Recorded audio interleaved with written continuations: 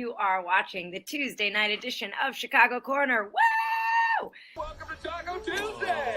Who wants a taco? You ready to eat some tacos, bro? You ready to eat some tacos, bro? All right, everyone. Act normal. Perfect.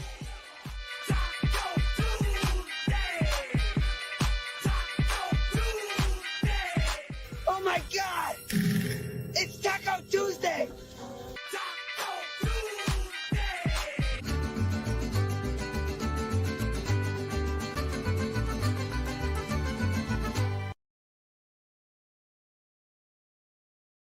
I don't feel it's my place to tell people how much they should drink. And there are ants in my whiskey. They add flavor, Kira. Is that man, like the worm in tequila? Have you seen my whiskey ants anywhere? That's okay. That's okay. The show will go on, everybody. Speaking of inflatable meat wads. Happy Taco Tuesday.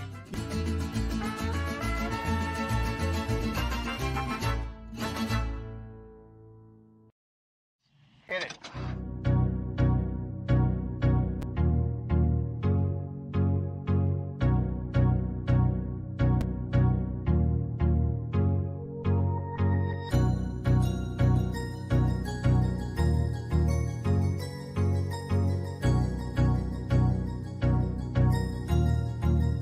That's good.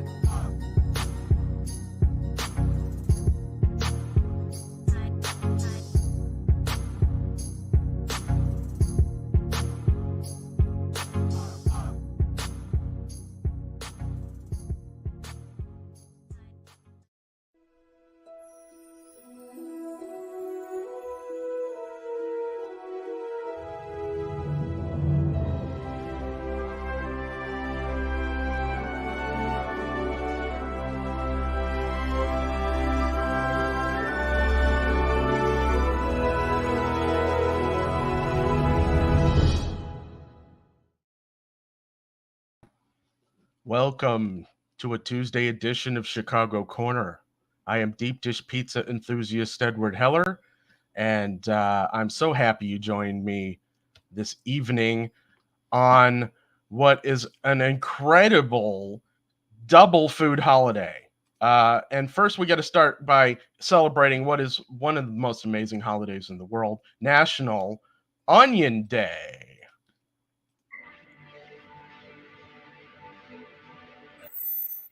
What happens to your body when you eat onions every day? Every day? Onions are a staple in most kitchens around the world. They have been used in cooking for more than 5,000 years and are a popular ingredient in many different types of need to go a whole lot faster. Hold cuisine. on a second. Onions have a wide range of beneficial effects on human health due to their antibacterial and anti-inflammatory effects. They're also used in traditional medicine to treat a variety of conditions such as asthma and coughs. In this video, we're going to be talking about the amazing health benefits of eating onions. Before we proceed, please note that everything mentioned in this video is unbiased, fact-checked, and reviewed by qualified health professionals. What's the Number one, next thing? improves brain health.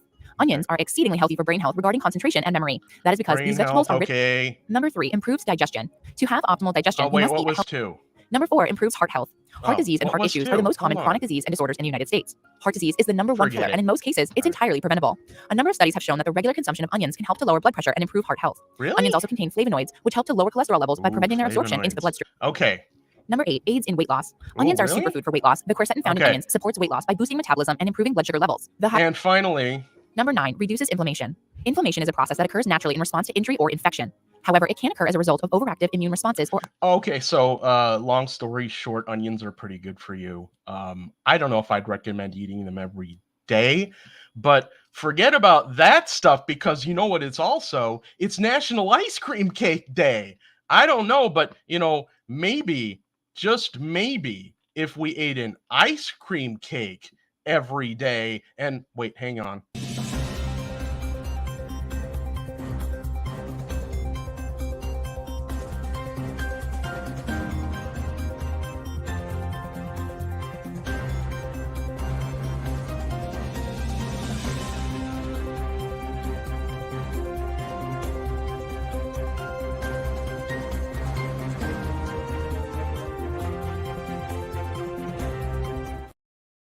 we've got some breaking news here on Chicago Corner, and here to break the news is my cohort in crime, Jerry Vasilatos. Holy cow, Jerry!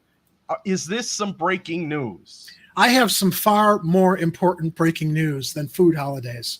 Ladies and gentlemen, we are very proud and happy and excited to announce the arrival of Dashiell Elliott McCown, who was born on June 25th, 5:38 p.m., 8 pounds, 9 ounces. The new addition to the Elliott McCown family. We want to wish Kira and Mark.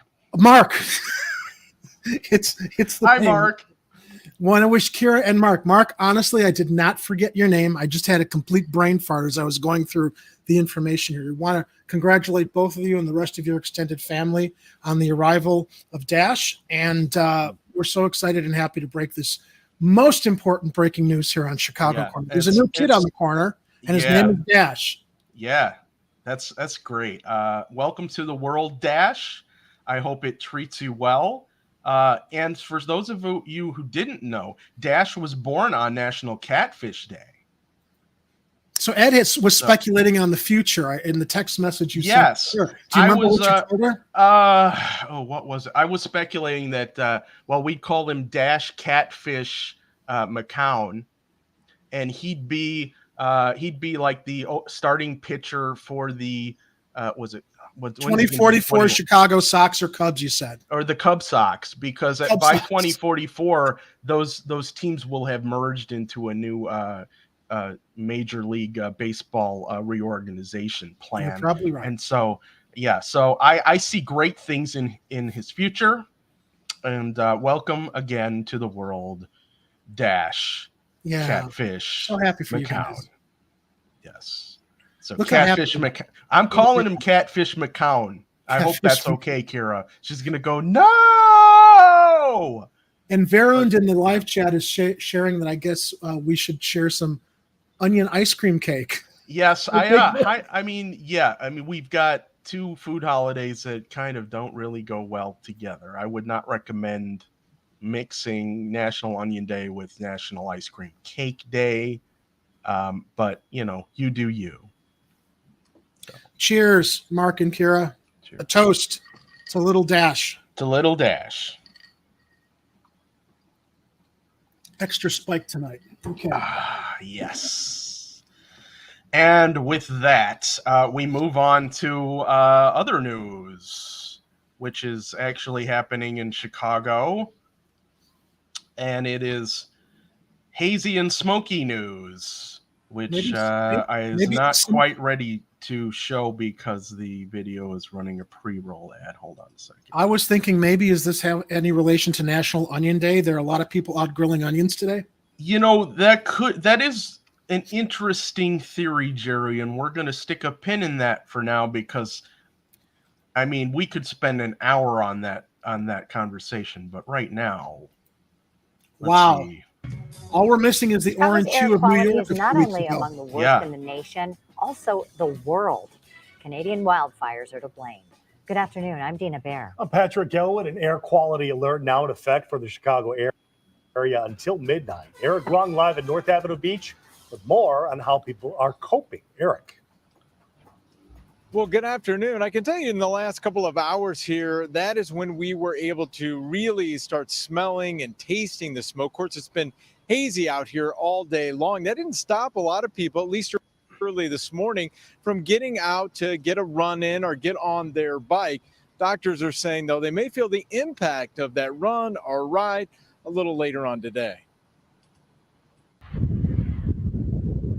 The red flag whipping in the wind at North Avenue Beach could cover both water and air conditions today. I've been hearing about this more and more, and I just, it's just terrible. Terrible enough to obscure views of downtown, but not terrible enough to keep people off the lakefront trail. Only when the humidity's up there, then it seems like it gets a little harder to breathe. That's about it. The wildfires haven't bothered you at all? Not really. That's good. Yeah, although if Jerry says maybe grilled onions are the culprit here, but there could be another possibility. Well, we'll talk about.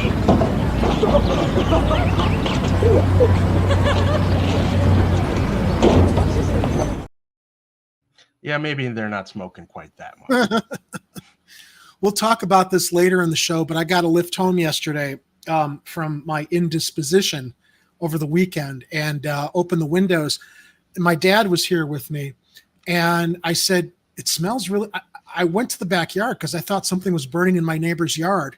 And the first inclination I had was it smelled like ozone, you know, when it gets really humid before thunderstorms or weird weather. And that was our first guess also until we read all the news today. And it was revealed that it's that wafting wildfire air from the Canada wildfires a couple weeks back.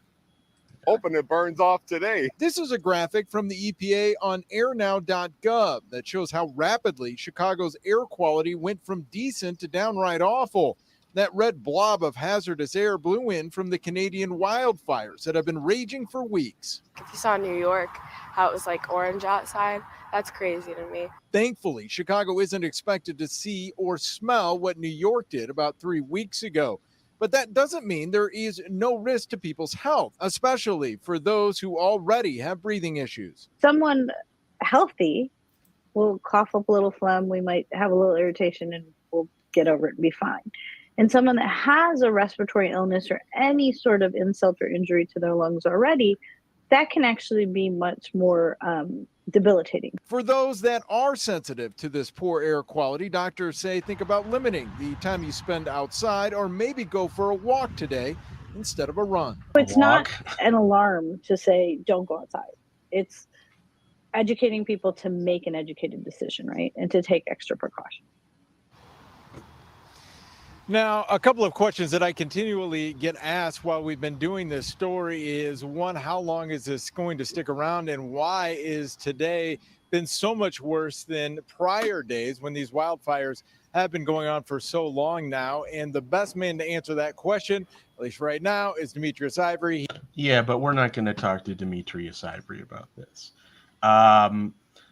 But I am going to flip over to the Block Club article. Before I do, somebody had mentioned on one of the videos that I'm not sure we're going to be showing today that being outside today is like is the equivalent of smoking half a pack of cigarettes. Really? They're not joking. Wow. I'm glad I didn't go outside today, although I have my windows open. Yeah. You want a cigarette? Oh, no, thank you. Trying to cut down myself. I was thinking, yeah, that's it's pretty nasty out there right now. I was like, I drove into my office today and I turned on the recirculated air in my car. I was like,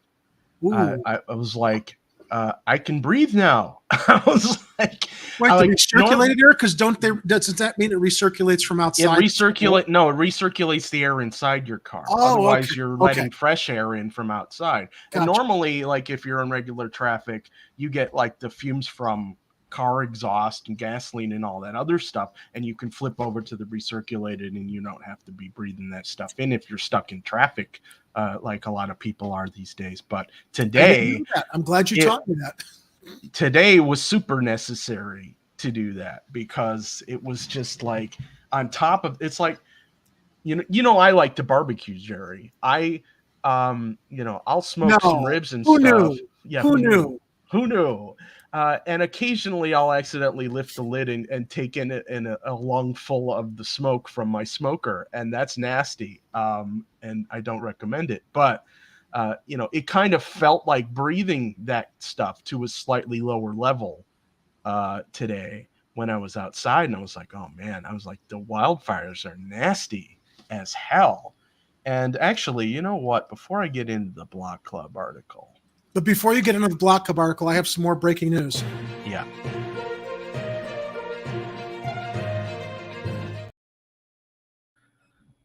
Oh, he's got the wing breaking news. Ed likes to grill.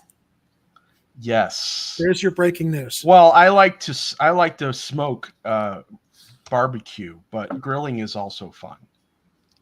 And grill. Here we go with the camera so for you. So I wanted to get, it's like they were going to a weather dude to try and figure out where's the smoke coming from? How long is it going to be? Well, why is it so bad? People may be asking, and how come we haven't been dealing with stuff like this recently, other than New York? And the truth is, it's because it's not just a forest fire. Is Oreo's messing with your camera again? Of course he is. Of course he is. Of course. I think he. Why don't you just sit here? All right. He's continue. done this in the past, ladies and gentlemen. He wants to run the show too. Yeah. Why don't you just sit there? So, in British Columbia's bone dry northeast, what happens when wildfires and fracking collide? That's the short version. Well, that's the element I didn't know about the fracking involved.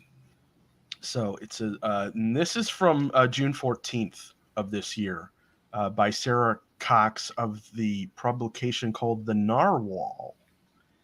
And it says the Donnie Creek wildfire, the largest ever recorded in the province's history, is burning in one of the world's biggest gas deposits, suspending fracking operations and raising questions about potential dangers to human health. And I was reading through this and I scrolled down to, okay, well, let's get to the point of this article here. Fracking is a process of injecting chemicals in huge quantities of water deep into the earth under high pressure to fracture and break open shale rock so it releases trapped gas. The area burned by the Donnie Creek wildfire over the past 4 weeks, roughly halfway between Fort Nelson and Fort St. John, sits in the north part of the Montney Basin, a vast hydrocarbon-rich region that's oil, hydrocarbons. Tens of thousands of fracking wells crisscross the Montney, with plans to drill tens of thousands more to supply natural gas to Canada, natural LNG Canada, the country's first liquefied natural gas export project. Okay. So what happens when fire meets fracking? Are there human health concerns? And what impact could increasingly intense and frequent wildfires expected with climate change and drought that restricts access to water for fracking operations have on the BC and UP government's gambit to promote natural gas? Well, essentially, this is what it is.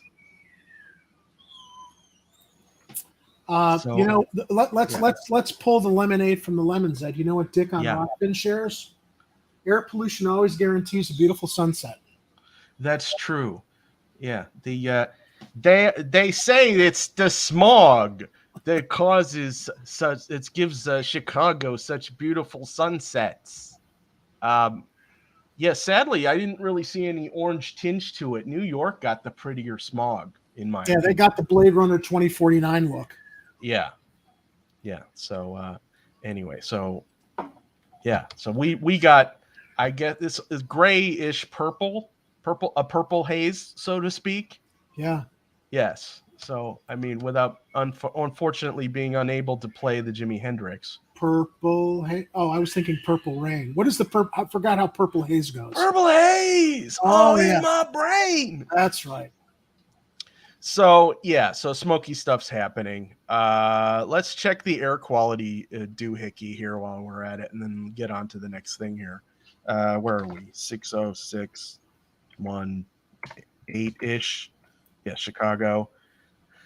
Currently reading 254 on the AQI meter. So I think we're roughly where New York was when we were talking about that. Minus the colors.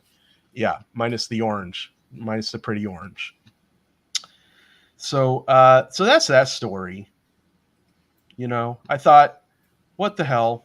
Let's talk about this for a couple minutes because it's not just it affects us, but it's a national story because those wildfires are no joke. No, and it's very topical. I was watching and I didn't make the connection till I tuned into social media today and went on Twitter. I was like, oh, yeah, that's right. I figured because it was so many weeks back, it was out of mind. Well, 2 weeks back, wasn't it? When New York got it. So it was completely out of mind that this smoke was still wafting in this direction. But, yeah, that explains the ozone smell, too. Yeah. So What's the next? Oh, what are we talking about? Oh, yeah. This is another story that's kind of sort of breaking. Some of you may have heard about this. Well, I don't know if you saw it ahead of time, Ed, but it was brought to my attention when I went on Twitter today and saw the Chicago Contrarian demanding not one dime to this woman, to which I didn't respond, but I thought, but I bet if it was a white person with a FOID card defending themselves, you'd be all over the fact that the police dropped the ball on it. But let's share the story. So what is Jerry talking about? This is what Jerry's talking about. That's right, Tanya and Terrell and Carlishia Hood spoke for the first time this morning, at one point breaking down in tears, saying she's thankful the charges have been dropped. On June 18th of this year, my life changed. My son's life changed. Never in a million years would I have imagined being brutally attacked, beaten, and then arrested. I am thankful that the Cook County State's Attorney dismissed the case. I am also thankful to have my son with me and by my side, and also his charges being dismissed. Before we continue with this, I just want to let y'all know this whole press conference, or at least about 6.5 minutes of it, the good part is in the show notes on this video. So, but I thought we'd basically cover all the details and all the bits and pieces, and this video puts it together pretty well. This is very, very conversation worthy as far as all the different elements that bring us to this moment of, as we get farther through it, Ed, what I'm going to ask is, where are all these police that they say are on the streets that weren't on the scene to be able to respond when this woman was being assaulted, that it ended up well, and the other thing is that unfolding this way. And the other part of that is that all these people are doing Monday morning quarterbacking on the internet when maybe they don't have the entire story of what happened in her life and the type of relationship she may or may not have had with this person. Right. The 35-year-old was flanked by her attorneys this morning in Bronzeville during a news conference where they announced that they have filed a complaint against the city of Chicago and 5 police officers. They claim Hood was falsely arrested and maliciously prosecuted, and that she has suffered emotional distress. This lawsuit comes after Hood was charged with first-degree murder along with her 14-year-old son. The charges stemming from this incident at a hot dog stand on June 18th on the southwest side.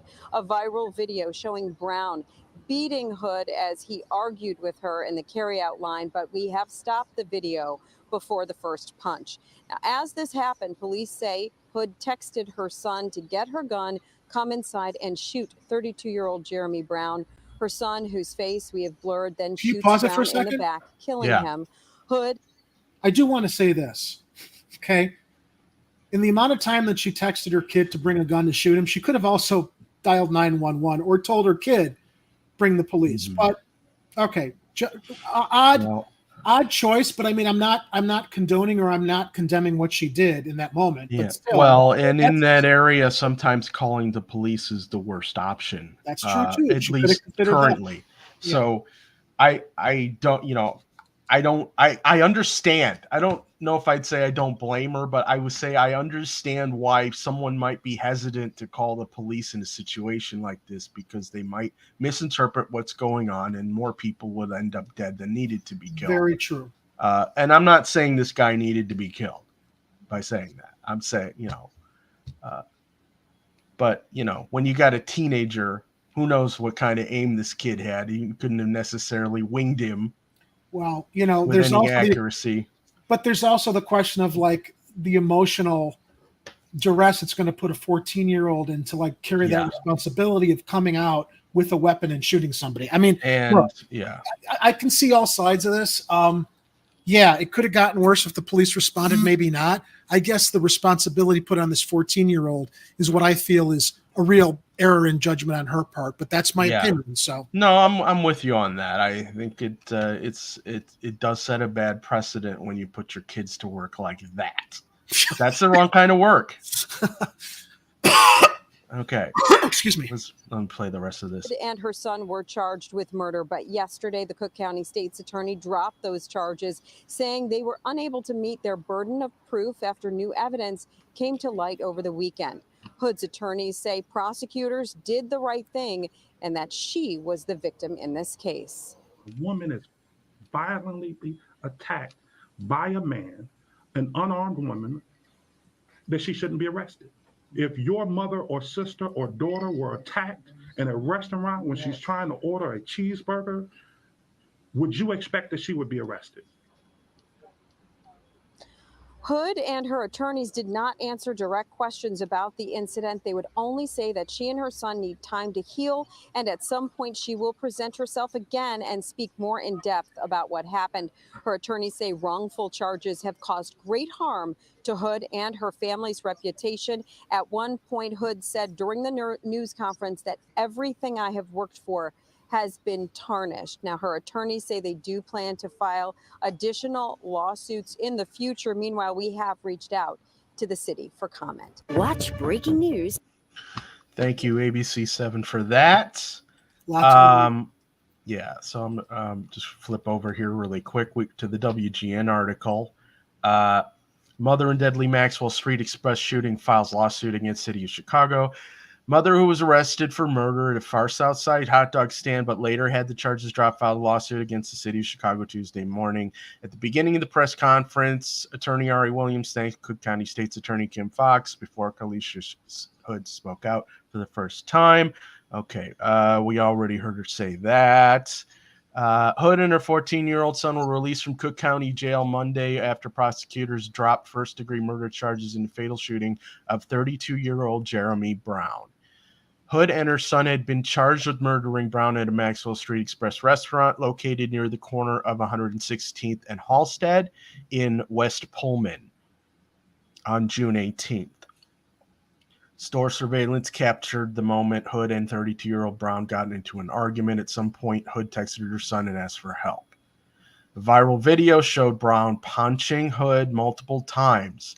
At some point, Hood's 14-year-old son entered the restaurant. Police said the 14-year-old then reached into his pockets for a gun and fired it, striking Brown.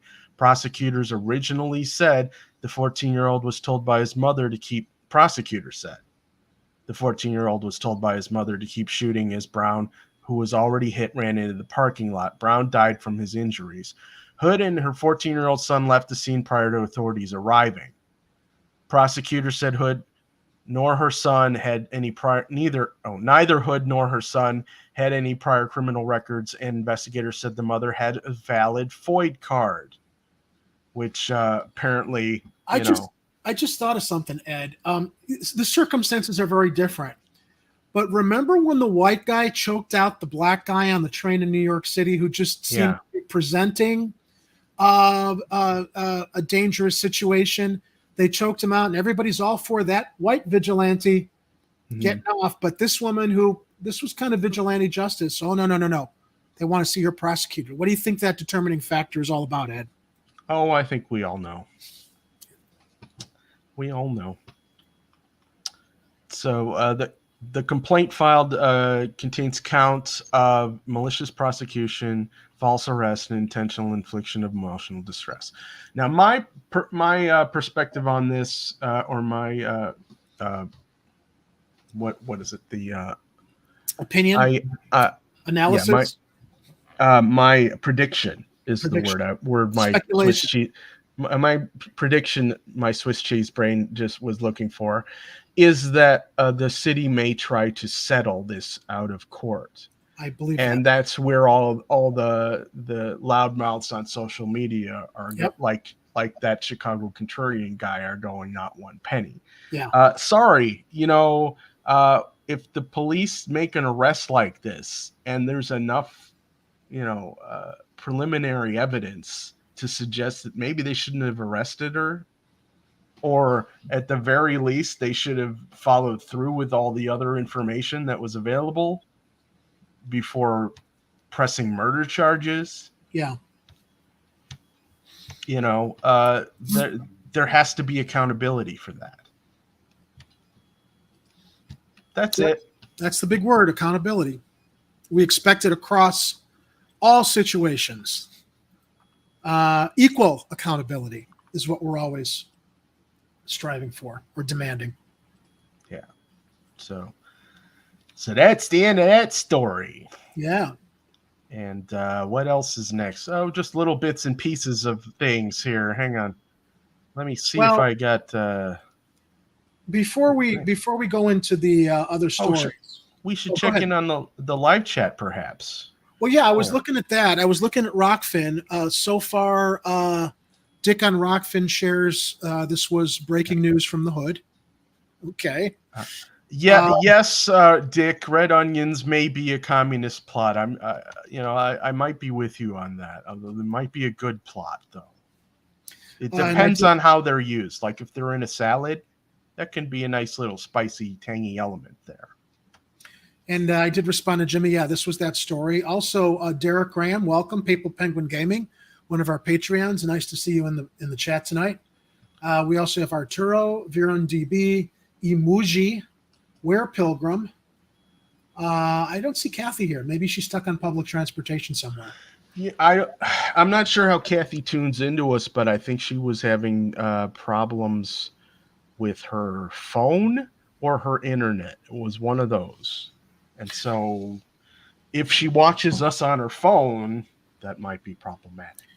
Well, when we had to, I had to put up the announcement last Friday that we had to postpone the broadcast. I was actually talking with Kathy about coming on because she wanted to bring some of her stories regarding reliance on public transportation and breakdowns and stuff to the conversation. Unfortunately, I ended up in the hospital Friday, and this was following our Tuesday broadcast, to which I had shared I had some lower back pain, but my experience in the ERs and in the hospital, I mean, they don't shed more light on everything that's wrong with our system, but I certainly experienced and encountered what I think a lot of people frustratingly encounter all the time. And that's why we couldn't go on last Friday, because they finally decided to put me in the hospital for observation and pain management. Because after Tuesday's show that I did with Ed, I went to the ER that night. I arrived at the ER at 11:30 at night, excruciating lower back pain. And they did not triage me until 8 o'clock a.m. 8 hours in the ER, okay, up in Skokie. And throughout those 8 hours, I kept asking the ladies at reception, I understand there were 26 patients there. I mean, I know they were very, very busy, and a lot of people probably with worse issues than I had. But I said, I understand if you don't have a bed in the ER to put me in, but could you just throw me on a fucking gurney in the nurse's station so I can lie flat? Because the only relief I had was lying flatter on my side. No, we're sorry, sir. We can't do that. They're all full.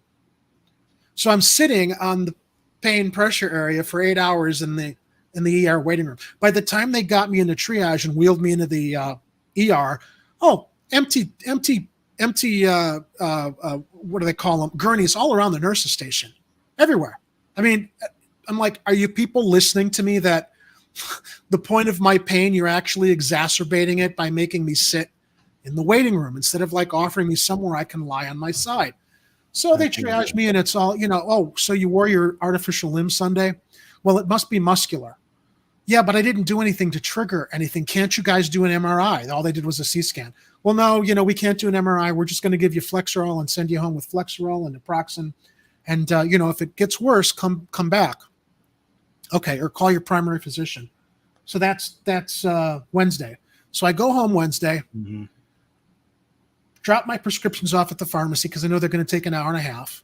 Come home, go to bed, sit in bed for 6 hours, sleep, get up around 5 p.m. The pain's back. I go pick up the medications, take the medications, nothing changes. I wait it out, lie down, end up in the ER again Wednesday night ended up back in the ER Thursday morning around 11 a.m. Well, they didn't get to seeing me until about 6 p.m. Another long wait. Again, can you put me on a gurney? Can you do something? No. They gave me pillows to lie across two benches in the waiting room, that didn't have a railing. So finally they bring me in. They give me Norco, doesn't do anything. Still won't do an MRI, right? Of course not. And they decide, well, we're going to admit you for observation and pain relief, but we can't keep you here in Skokie. We're going to transport you to Glenbrook. Oh, Jesus. Why can't you keep me here? Well, because we just want to have patients recovering from orthopedic surgery since this is an orthopedic hospital. Are they going to charge me extra for the ambulance trip? Because this isn't my choice. Apparently, my Medicare is supposed to cover the ambulance. We'll find out. But here's the thing, Ed. They get me to the Glenbrook Hospital Thursday night. I stay overnight. They give me pain relief. They start jacking me up with IV pain relief, which was very helpful. But again, wouldn't give me the MRI till Saturday afternoon.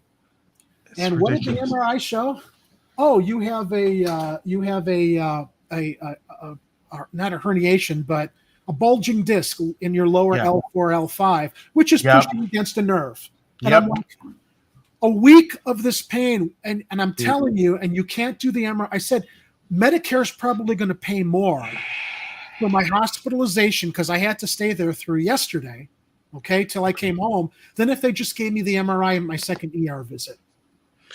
Yeah, So, I might have some advice for you after the show about that because this is all bringing back all kinds of memories for me because back in the late 90s, I was having the issues you're having now.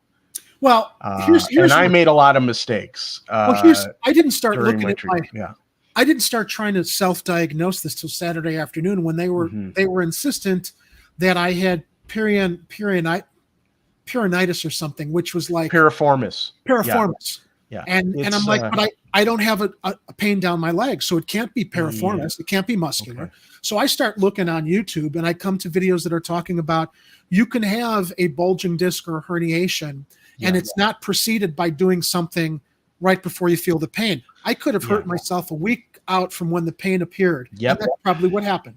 And I told him, I said, I was lifting some boxes, and maybe a week later got triggered. But the waste and the amount of time that again, I know there are people who are worse off in ERs than I was because of my pain.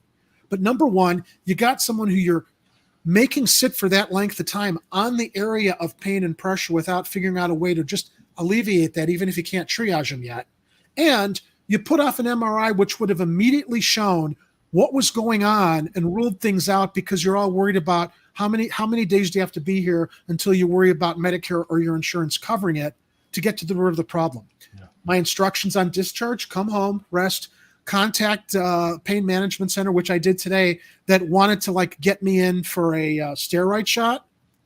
July 25th. After seeing a specialist, even though it was a referral. Ed, I just hung up the phone and I called my principal doctor and I said, I'm not waiting until July 25th, another month, to get a steroid shot when I've got 10 Norco pills that are supposed to hold me over. So he put in a call for an urgent, what they call it, an urgent referral. They're going to see me tomorrow. Thank heavens. Good. But to anybody out there that's dealing with best healthcare system in the world, I'm sure it is with our caregivers once they get to you. But for everybody who talks about the fact that, well, you can't give Medicare for all because, this is the best system, Ed. They wait in Canada. They wait here too until they it's alleviate bullshit. It's bullshit. It's just bullshit. One more example of why we need a comprehensive national healthcare system. And I don't care what you call it. I mean, they call it Medicare for all, and then people get confused because some people had issues with Medicare. But the Medicare for all that they were pushing was basically an improved version that was going to cover a lot more stuff. I don't care what you call it. It just needs to be a comprehensive national healthcare system that is free at the point of service. Well, even other countries can do this. Yeah. That treats things more urgently. Now, I'm looking at the ERs and thinking, are they? I'm sure they're understaffed and I'm sure they're overworked. Yeah. But with the cost of healthcare, they shouldn't be understaffed and they shouldn't be overworked. And forget about my situation with my lower back pain. I saw seniors in the ER that looked like they were in more pain from limb injuries and everything. Nobody should have to wait fucking 9 or 10 hours in the best healthcare system in the world until you're triaged, or at least be offered some sort of comfort while you're waiting to alleviate the pain that you're there for to begin with. Not just me, everybody. I don't want to, Ed's like, do you want to talk about this in the beginning of the show? I'm like, I want to talk about it, but I don't want this to be Jerry's drama in the ER. Everybody goes through this and nobody should. Yeah, and it comes down to really it's even our public the version of public health care that we have is impacted by private corporations. And you know how I feel, and you know how Boo Boo feels about private corporations. Would you consider yourself a revolutionary? Well, no, but I do believe corporations rob us of our dignity and independence, and that these systems must be ripped down, burnt down, or leveled by any force necessary. But that's just one little bear's opinion. Derek mentions the insurance companies and pharmaceutical companies control Congress by paying them. You know what? Yeah. Let's get past it, Derek. Let's call them the insurance and pharmaceutical cartels, because that's what they are, and that's how they operate. So true. So true. So, yeah. So volcanoparty.org, in case you guys weren't familiar with that website. Solution number 1, drop Congress into a volcano. Then once they're all in volcano, we get a new Congress that actually gives a crap about everybody, and then we establish a national health care system. We put all the social safety nets back in place and make them better. All kinds of good stuff that we should be able to do in what's supposed to be the greatest nation in the world. I shared my experience, I think it was a year or two ago, when I had to take a friend to the ER who was going through literal vomit fit. She could not straighten up. She had vomiting fits. It was like constant. And she waited for 6 or 7 hours until I was like taking her out I had borrowed my dad's van that week. She was like lying in the back of my van for relief because they couldn't find a gurney to put her on while she was going through these vomiting fits. And that was during the pandemic. And I thought, I could kind of understand over extended ERs during the pandemic, but not now. Anybody who has had to go through this, I can sympathize, empathize with you. No one should have to go through it. And God, what do we do to I don't know what we do. I don't want to complain without solutions, but man, what do we do? Well, the solution is, I'm hyperbolic when I say drop Congress into a volcano, but the truth is what we really need to do is hold all of our representatives accountable. They go and virtue signal and tell you all these great things they want to do, but all of a sudden, when it comes time to do it, and they have the opportunity to do it, all of a sudden there becomes some kind of excuse or some reason why they can't. And America, you have to say enough is enough. I came across some criticisms on Twitter the other day about Obama, specifically related to when he promised his first priority was going to prioritize codifying Roe v. Wade. And then once he got in there, it's not his priority anymore. They're just all fucking liars, man. Yeah, Volcano. I love that TV show, Designated Survivor. You want to talk about wish fulfillment. And that Volcano's too good for him, Jerry. Anyway, that's why we're off Friday. So apologies for that. But so let me give you an example. Let me give you an example of things that federal funding can do when you actually have political will to do things. And this isn't the best example, but it is an example. And it's only 23 seconds. And new this morning, the CTA is getting $25 million in federal funding to expand its electric bus operation. The money comes from the Department of Transportation's RAISE grant program. The CTA is using the money for electrical upgrades at the 96th Street terminal to add bus charges. Right now, the CTA has 25 electric buses in the fleet. It's good news. And the truth is that if Congress wanted to do stuff, they can do stuff. They create the money and it's there. It's not coming out of your pockets. That's the first thing people complain about. I don't want my tax dollars. Jerry, I don't want my tax dollars paying for no electric buses. People can walk. No, dimwit. Your tax dollars aren't paying for anything on the federal level. That federal money comes in because the federal government creates the currency. They issue the currency. States and local governments and you are currency users. The federal government is the currency issuer. They can create money to do anything they want to do if the political will is there. And I know this how?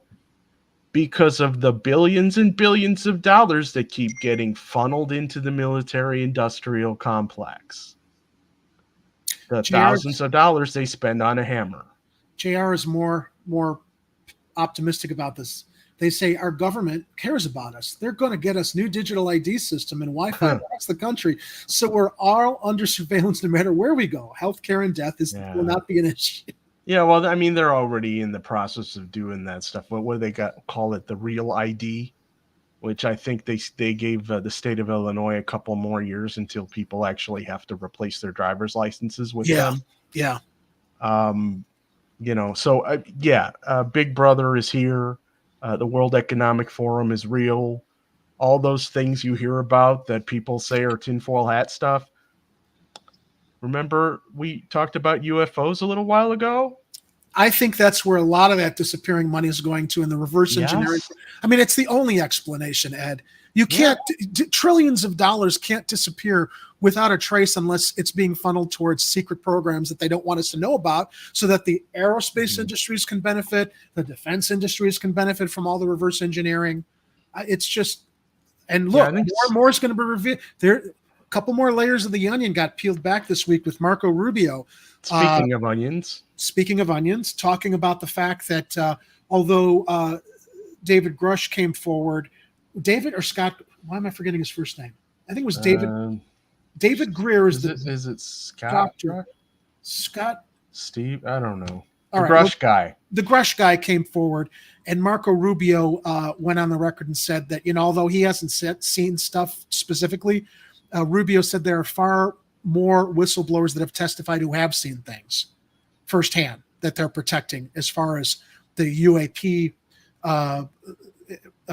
disclosures going. And we're going to find out a lot more about that, I think, sooner than people think. Yeah. And where all that money's going and why it's all been hidden and secret and everything else.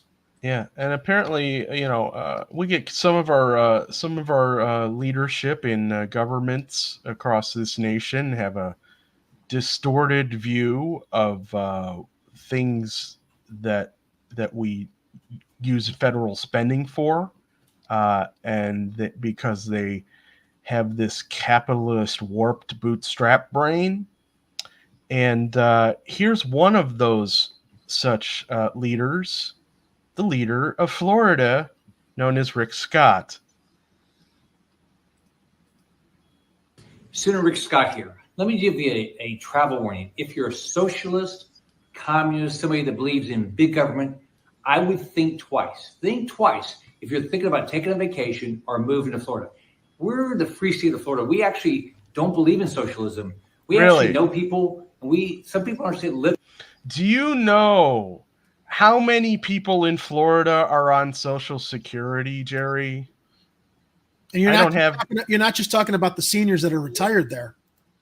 Mostly talking about the seniors. Yeah. Okay. Yeah. I'm like, come on.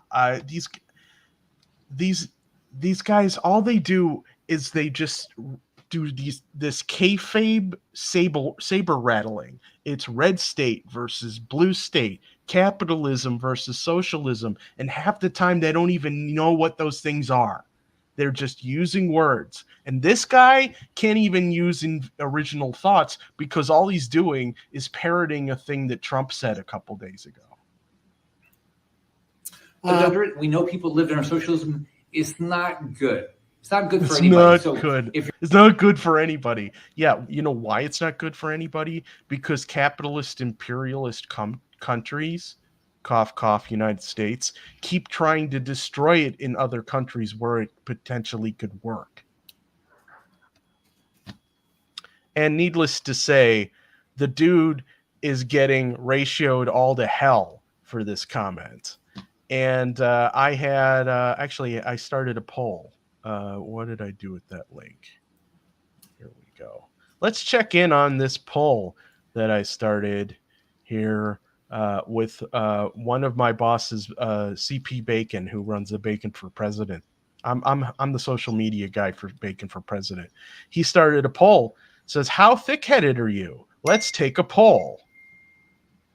And while Thick and So Thick don't have any votes yet, but Super Thick got 12.5%, and Beyond Thick, which apparently left out the D in Beyond, but one person said, Beyond Thick kind of reminds me of Beyonce, so I'm voting for that one. 87.5% of the vote. Yeah, we only got 8 votes right now, but you got 6 days left to vote in this if you want to. That link's in the show notes if you want. Anyway, we all know. Go ahead, Jer. I just wanted to say we all know that there's socialism for the rich, Jerry, and you can be damn sure that this Rick Scott guy took a whole ton of PPP loans. Oh, I'm sure he did. That he probably didn't have to pay back. So he's basically a gigantic hypocrite alongside being a total dimwit. I've got a rap for this, Ed. We wanted to. I keep thinking I want to bring this up, and I've finally downloaded it to my desktop to share the best explanation of this system. Okay, when we talk about our solutions, what are we going to do? May I share? Oh, please do. What do we do? What do we do? Well, it's up to you. You know, it ain't that funny. You contribute all my money. You make your contribution, then you get your solution. As long as you can pay, I'm gonna do it all your way. Yes, the money talks and the people walk. Yeah. Now let me hear you say it. Big money. Oh, big money. Big money. Big money. Big money. Big money. Big money. Big money.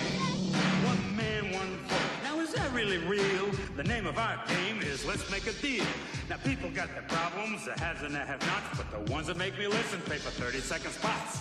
30 seconds. Yeah. This is the movie Bulworth. America, this table over here, Wells Fargo and Citibank, you really very dear. Loan billions to Mexico and never have to fear, because taxpayers, take it in the rear. Take it in the rear. Yo, over here, we got our friends from oil. They don't give a shit how much wilderness is spoiled. They tell us that they're careful. We know that it's a lie. As long as we keep driving cars, they let the planet die. Let the planet die. Let the planet die. Exxon, Mobil. That must be the Merc from the oil industry. The atmosphere can wait. The Arabs got the oil. We buy everything they sell. I'll provide more explanation for this after the clip's over, but this is, I keep referencing this movie. Everybody, you got to go look it up. It's brilliant. And talk about how prescient it was back in the 90s. Nothing's changed, or he saw into the future. And you guys can feel assured that this rap was as cringe now as it was then. Nobody know how they gonna pay. Healthcare, managed care, HMOs ain't gonna work, no sir, not those. Cause the thing that's the same in every one of these motherfuckers there, the insurance companies. Yeah. You can call it single payer a Canadian way. Only socialized medicine will ever save the day. Come on now, let me hear that dirty word. Socialism! Socialism. Yeah. So, a little bit of background on that. So, Beatty is playing a senator who I think is just finally just absolutely disgusted with the fact that he's part of this system that doesn't change anything. Yeah. So he decides to, through an intermediary, hire a hitman to kill him after he's taken out an insurance policy that will benefit his daughter.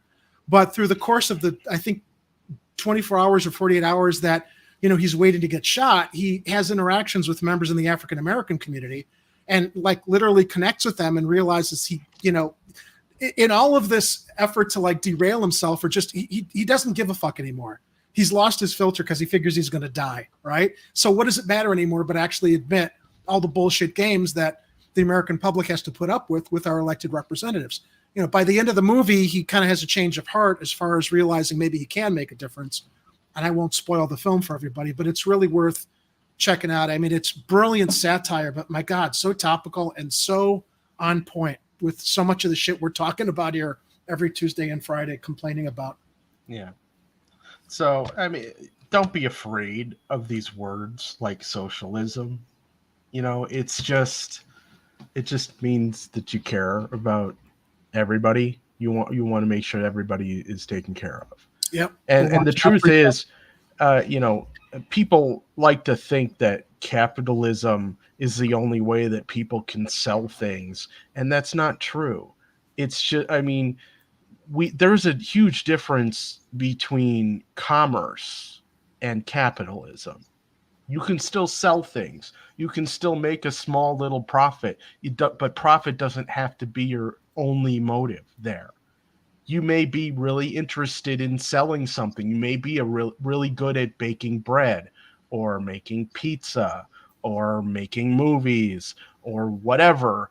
And so you hone your craft, you practice well, you create a business, and then you sell your product, whether that's, a 30-minute ad spot on television or, a pepperoni pizza.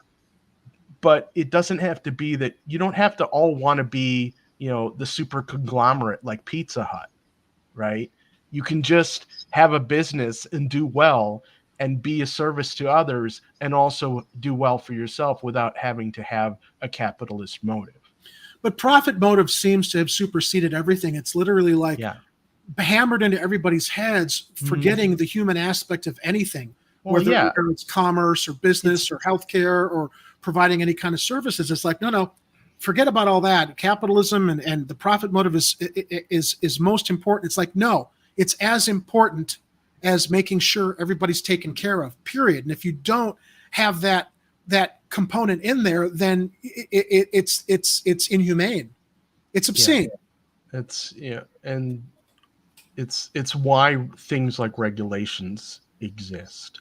Because if you let someone just run based on a profit motive, whether it's a company, or a corporation, their only motive is the profit.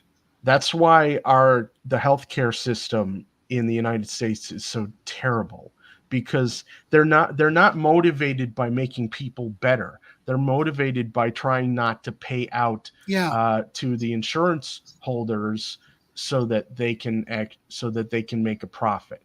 Or let's just wait it out 4 days and maybe the patient's pain will go away because we would have wasted money on that expensive MRI. You know what? The MRI shouldn't be expensive to begin with. MRI is not space age technology that just came up like last year. MRI machines should not cost that much money. The problem is in like what they're charging that they don't want to pay for, when that service should not be as obscenely expensive as it is to begin with. Yeah, and that's where, and I understand people who say, well, I don't want to trust government-run healthcare. Well, it's not really what it would be. Essentially, it would be government covers the expenses. Maybe they set some guidelines, and that's basically people and Congress and anybody else involved in the healthcare industry, actual healthcare. I don't mean the health insurance industry. I mean the healthcare industry, like doctors and stuff, saying this is how we should make sure that people are getting the care that they need. This is how, we should prioritize treatment, right? Other countries have figured this out. Japan is the one I use as an example because there was this video, I think we might have even played it on the show once, where I told the story where this guy basically had been from America and he went to Japan and he had a girlfriend that he was talking to about healthcare. And she wanted to move to America, and he had to explain to her the difference in healthcare between what they were getting in Japan and what they would get in the United States. And he had gotten into an accident while he was in Japan, and they took the best possible care of him, and he barely had to pay for any of it. And he got and it's hard for me to really explain it. It's way better if I track down the video. I'll try and find it for you guys, and maybe I'll play it at a future. I recall episode. The story, not all the details, but that does ring a bell. You shared that story once before, and so he was ended up. He was able to talk her out of like her. Yeah, he had about America being the best system in the world. Well, I guess he had talked her out of moving to America because the healthcare system was so terrible there. Ed, I have two friends that I went to high school with at New Trier and Winnetka. Okay. Native-born Americans who one emigrated to France and one emigrated to Germany. They don't want to come back here because of the healthcare system, because they have families and because the healthcare system there takes care of them. And they're also, happy with the more socialized democratic systems that are there to Americans. Okay. Yeah. Smart people. Yeah.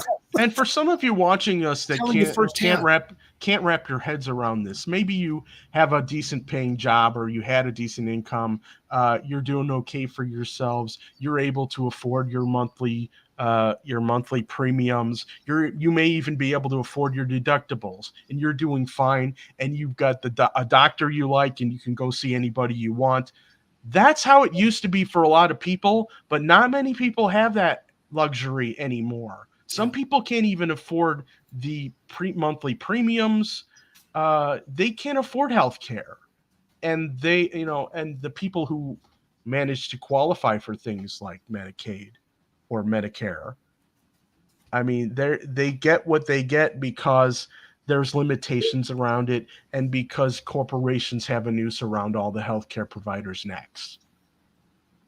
This can't go on like this anymore. We need a national healthcare system. It has to cover everything: medical, dental, optical, everything. And the federal government could pay for it if they wanted to. But the corrupt jerk bags that are in there right now don't want to. We have a comment on Rockford from Dominic Palella. Dominic, thank you for joining us and also supporting us for the $2 tip. All of our representatives are accountable. They are accountable to their corporate donors because we still accept our 18th century political system, right? Yeah, with the Electoral College, and it was designed for property owners and slave owners, which gives us no right to interfere with the decisions they make for us. Constituent polling is a 21st century solution for this problem. It gives us a voice in government after elections. Visit constituentpolling.org. Thanks for that, Dominic. Yeah. And yes, thank you to everybody who supports us. And if you'd like to support us on this channel, if you enjoy any of the content that we provide, even when I drive this show off into the ditch, please support us at patreon.com/Chicago Corner. And if you donate at least $5 a month, you have an extra perk. You have the opportunity to let us hear your voice on this show. You can be a guest once a month if you want to. As a co-host. And maybe we'll have Kathy on Friday since we weren't on last Friday. Yeah, we almost had Kathy on Friday. She very likely she's going to be talking about all the elevators that are out on the CTA system. You guys have got to work a little better on that. And then we can also talk about ghost trains and ghost buses, and hopefully the pending firing of Dorval Carter. Well, I want to tease something else. One of the things that I saw Kathy talking about on social media with, I believe, another podcaster. I'm trying to pull this up here just so I get my details straight. Where is it here in my chats? Having somebody come on to speak about disabled rights. So Kathy's comment on social media, she was responding to Jay Rudderman. What is a subject you feel isn't discussed enough that you'd like to see highlighted on his podcast? And Kathy said disability justice. Now, ironically, we had a guest on a few weeks back, Steve Gallegos, who was a life coach and also the creator of the Voices of Impact Awards. His brother, Andres, is a disability lawyer here in Chicago. So I invited Steve. I said, please connect me with Andres so I can have him on so we can speak specifically to disability rights, which I know is an important topic to Kathy, as well as I'm sure a lot of other members of our audience. So I'm hoping I can set that up, having a disability rights attorney come on the show to speak to a lot of the issues we see with public transportation that Kathy encounters, or just accessibility issues for anybody that is disabled or has a mobility or accessibility issue that feels that their rights are being ignored or that they are not being served as they should be under the Americans with Disabilities Act. Yeah, and I think it might be also good to see if we can get some people on from city council who might be able to address those things as well, because they should be working on those issues as well, as long as they're dealing with all the other problems in the city. I mean, that is one.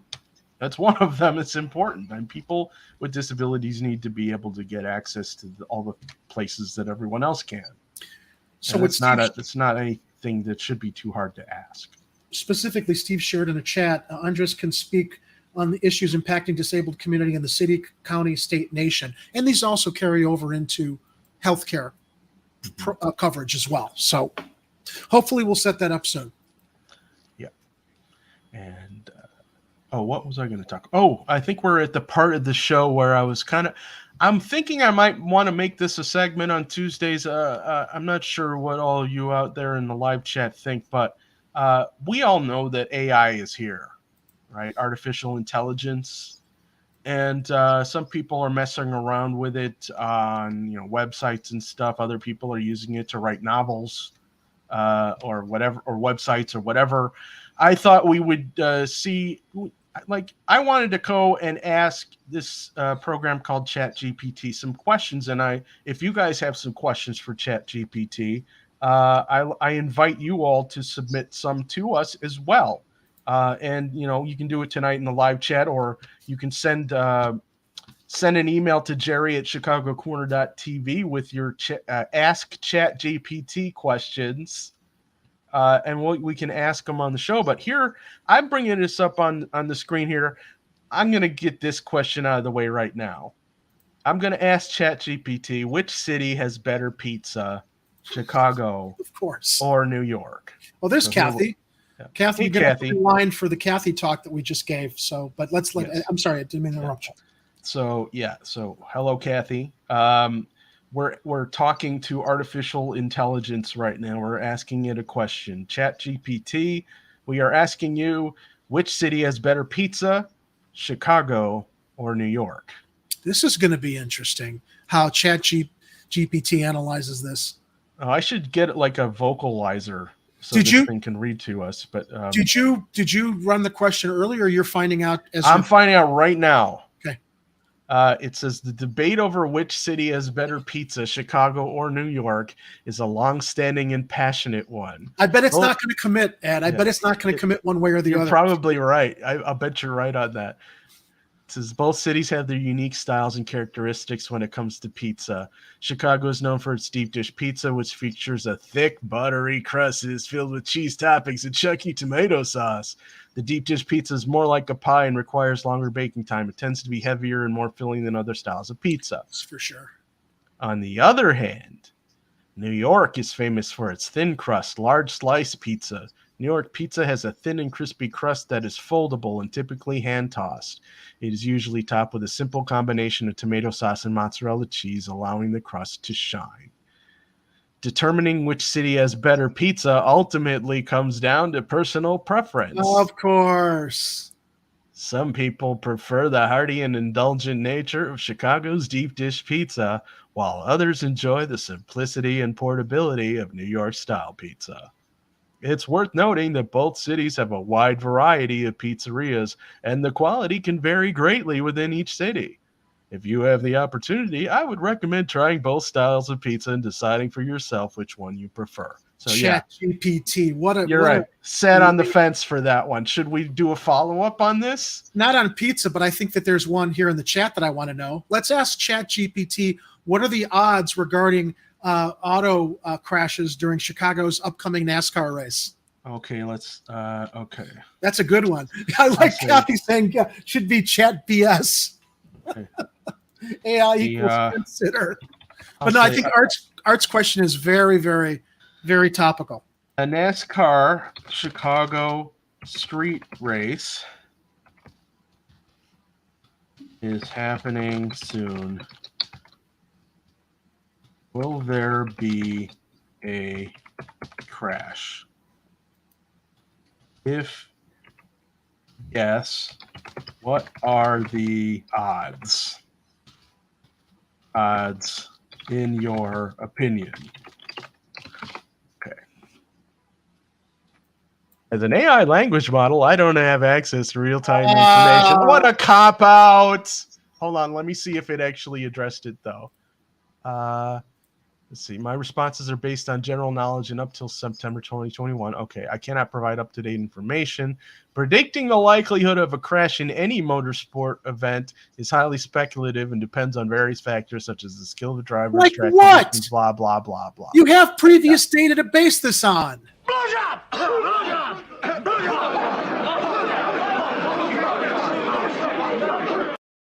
Follow-up questions when they do these cop-outs, though. So, if you had to guess, will there be a crash?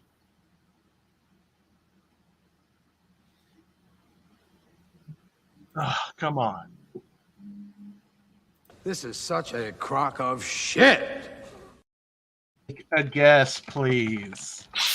Sometimes you have to badger it until it actually makes a guess. So Derek is directing us to a better AI This platform. is Bing AI. Well, I didn't register with Bing AI, but if it's easy to access, I could use Bing AI. I like this one. Will spectators be killed? All right. Well, hopefully only in the VIP stands. Well, obviously, this is kind of a bust tonight with ChatGPT, Jerry.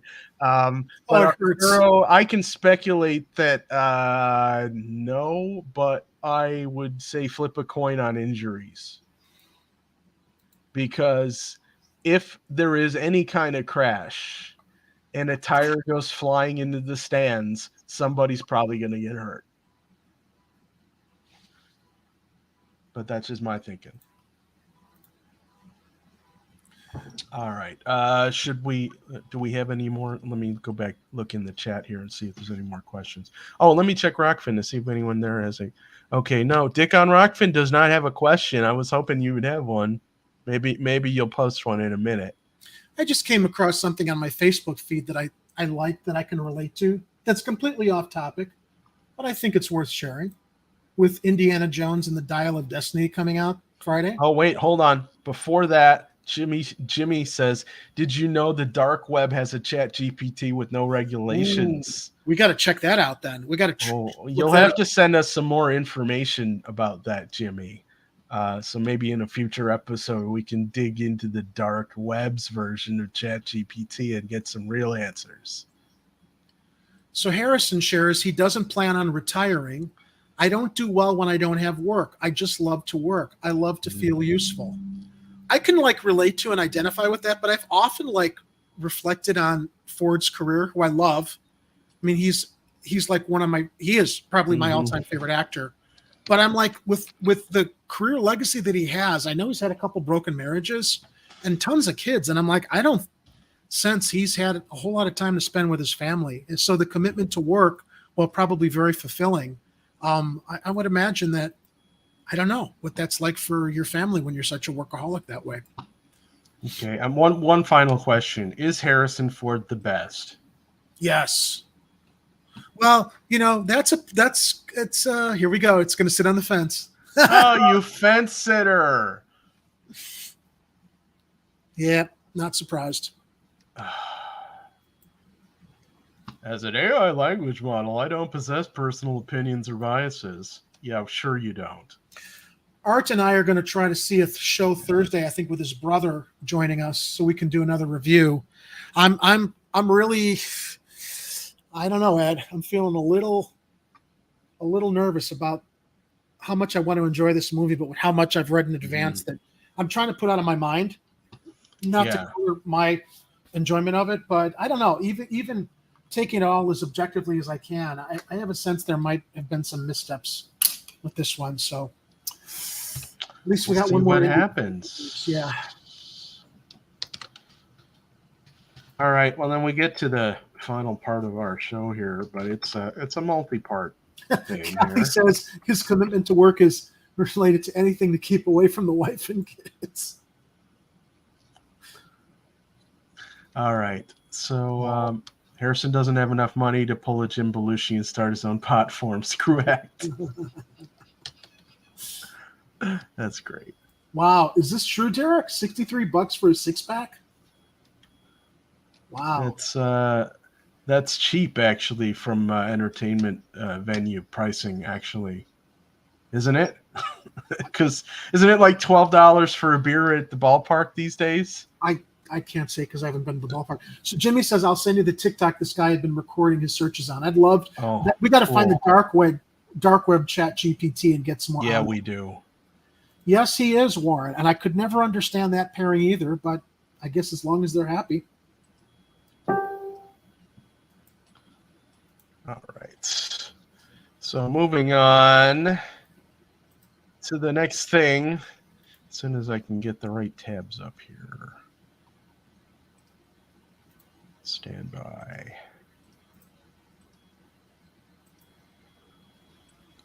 Okay. Ladies and gentlemen, welcome to a segment I am calling This Day History. And today, June 27th. What about her story, though? You're being very, very gender biased. This day in their story. Are you happy now? No, it's going to be history. Okay. We know what you're talking about. Okay. In 1929, new immigration laws come into place next week with an increased number of immigrants from England and Ireland, but decreases from many other countries in Latin America and Mexico. And you're breaking up. Oh, am I? Yeah, maybe just go to voice only and see if it saves your upstream. Yes, let me turn off my camera. Hate that you. Okay, can everybody hear me now? Yeah, you guys could probably hear me. So far, so good. All right. Stop jacking with my upstream Xfinity. I thought we had this conversation already. Okay. This day in history, 1929, new immigration laws come into place next week with an increased number of immigrants from England and Ireland, but decreases from many other countries in Latin America and Mexico. Gee, why does that sound familiar, Jerry? So, more white people immigrating is fine? Quick confirmation on the last story. Derek shared. Busch Light, $63 for a 6-pack. Michelob Ultra, $63 for a 6-pack. Dasani Water, $3.95. Man, thanks for that, Derek. Yeah, nobody can afford to go to NASCAR. That's how much money can they really make? Someone's going to be making a lot of money, but it's not going to be the people that need it. So, yeah, Xfinity, stop messing with my screen. I want to get through this last part here. 1940, Germany started using their most sophisticated coding machine, Enigma, to transmit information, and a team in England headed by some of the best mathematical brains set about breaking the code. And at the time of the German invasion of Poland, the code was broken, and all messages that the Germans still believed was secure were decoded by the Allies. 1957 today. A report by the British Medical Research Council has found that there's a direct link between smoking and lung cancer. When? 1957? 1957. Tobacco firms who sell cigarettes have rejected the findings, saying they are merely a, quote, matter of opinion. Of course they are. 1957. I started watching that series Mad Men. I never watched it when it originally broadcast, but I think the first couple episodes, they were really making a commentary on the tobacco industry and how they were trying to, I guess it was in the 60s where they started basically being handed down a mandate that they couldn't keep claiming that cigarettes were healthy for people and, improve their quality of life, and how the ad industry had to figure out a way around that to keep selling death. Yeah. Hang on a second here, Jerry. I need to take a quick break here.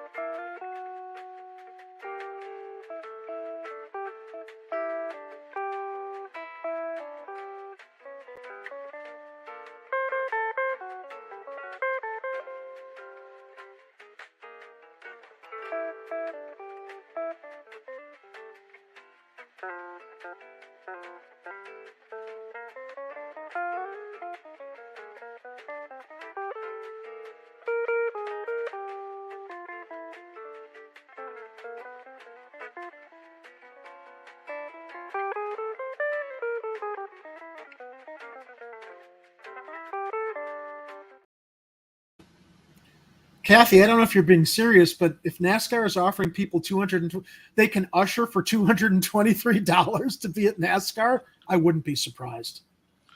Okay, I think I'm on my mobile spot now, but we'll see how it goes. You see me okay, Jerry? Or am I still breaking up? Your video is a little bit better, but it's a little blocky. But it is better than the other connection. You know what? I'll leave my camera off though, but I'm hoping my audio will be a little more solid now. Okay, so where we left off on Cigarettes, 57. Yes, we were on this. We're in the middle of this day in history here on Chicago Corner on the Taco Tuesday. I'm deep dish pizza enthusiast Edward Heller, dealing with more internet crap from Comcast. And here with me tonight is Jerry Vasilatos, who is putting up with my crap. Who had to depart Friday's show, but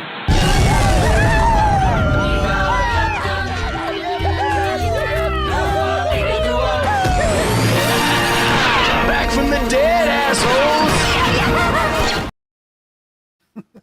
Just when I thought I was out, they pulled me back in. Back from the dead, assholes! So, so 1957, as usual, the tobacco companies lied about how terrible lung cancer and smoking is. 2003, registration began. That was 20 years ago, 2003, Jerry. Registration began for the Do Not Call list. Seems like yesterday. Which with nearly, three-quarters of a million phone numbers registered on the first day to limit telemarketing calls. Although the truth is, all that really did was just give them a giant list. And it hasn't done anything to change anything. Yeah, but fortunately, technology has helped us out in some people's phones. I know my Pixel phone does a pretty good job at blocking garbage calls and putting things in spam. But occasionally, some stuff gets through, and then. Of course, they didn't even think about text message spam back then. That was 20 years ago. But, and finally, there's this thing. If I can get this thing going here, hopefully you'll be able to watch it.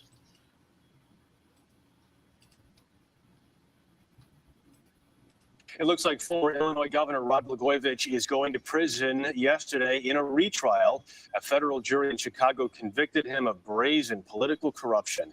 CBS News national correspondent Dean Reynolds has more. The disgraced former. This was in 2011. You want me to try and open it on this end? Yeah. Do you have the link open? Give me a moment to load it into my window here.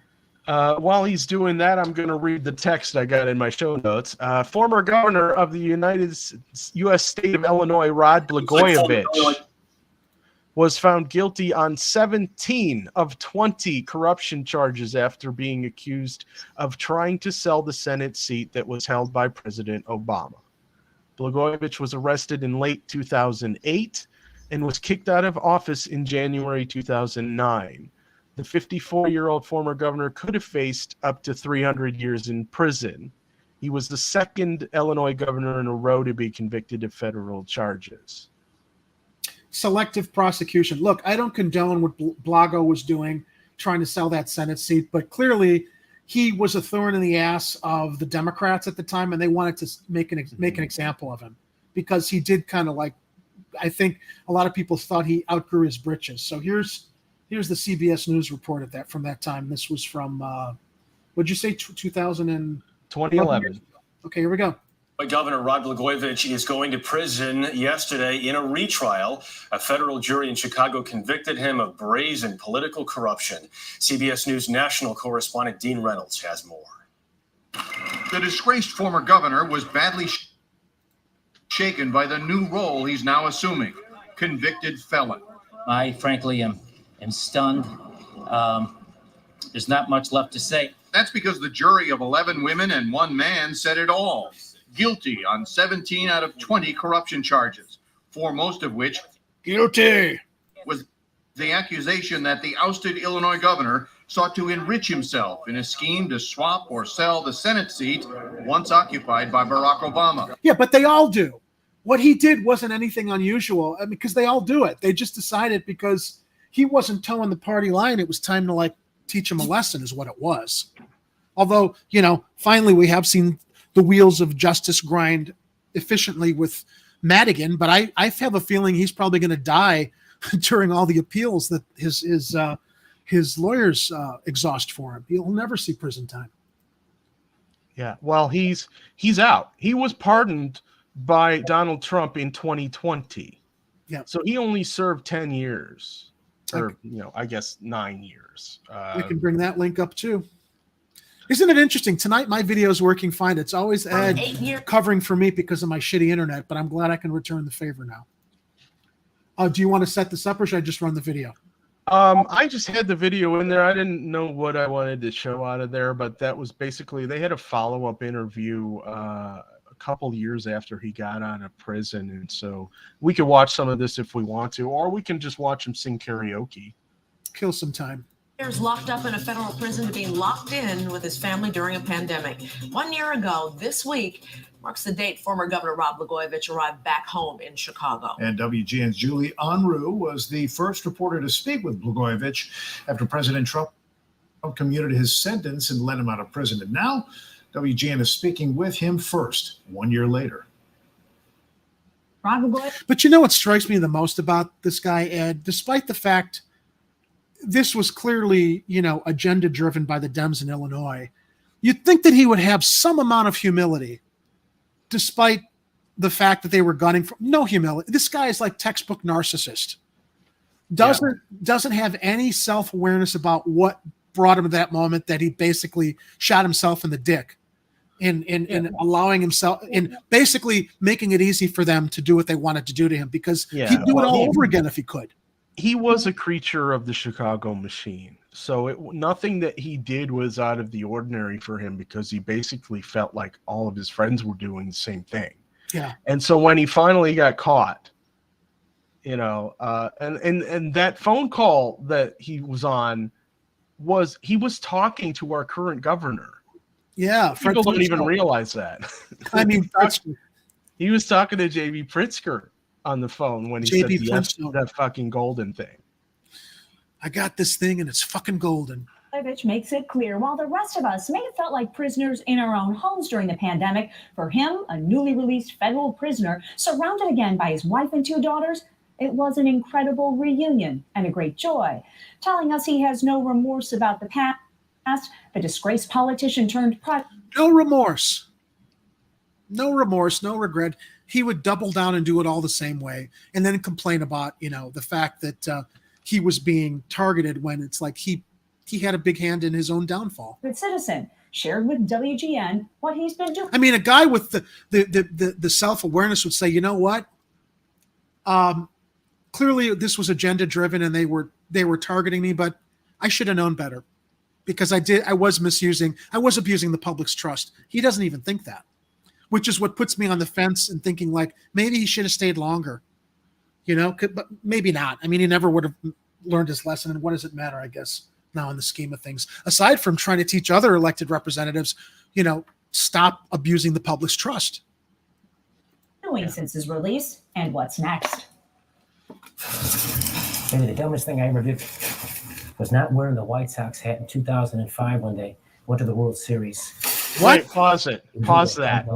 The dumbest thing you ever did was not wearing your Sox hat when the Sox won the World Series.